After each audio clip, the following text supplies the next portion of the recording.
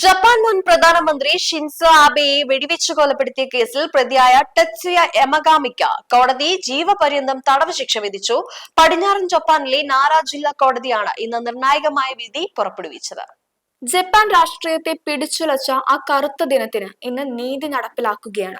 2022 July 8-നായിരുന്നു Japan മുൻ പ്രധാനമന്ത്രി Shinzo അബെ നടുറോട്ടിൽ കൊല്ലപ്പെട്ടത്.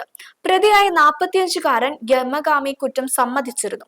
മതസംഘടനയായ യൂണിഫിക്കേഷൻ ചർച്ചിനോടുള്ള വൈരാഗ്യമാണ് കൊലപാതകത്തിന് കാരണമായതെന്ന് ഇയാൾ കോടതിയിൽ പറഞ്ഞു. ജപ്പാനിലെ കർശനമായ ആയുധ നിയമങ്ങളെ വെല്ലുവിളിച്ചുകൊണ്ട് സ്വന്തമായി നിർമ്മിച്ച തോക്കുമായാണ് ഇയാൾ അന്നെത്തിയത്. ഒരു രാജ്യത്തിന്റെ പ്രിയപ്പെട്ട നേതാവിനെ പകൽ വെളിച്ചത്തിൽ ഇല്ലാതാക്കിയ ഈ കൊലപാതകം ചരിത്രത്തിലെ ഏറ്റവും ക്രൂരമായ ഒന്നാണെന്ന് കോടതി നിരീക്ഷിച്ചു. പ്രതിഭാഗം ശിക്ഷയിൽ ഇളവ് ആവശ്യപ്പെട്ടെങ്കിലും കോടതി അത് തള്ളുകയായിരുന്നു. പ്രതിക്ക് ജീവപര്യന്തം ശിക്ഷ ഉറപ്പാക്കുകയും ചെയ്തു.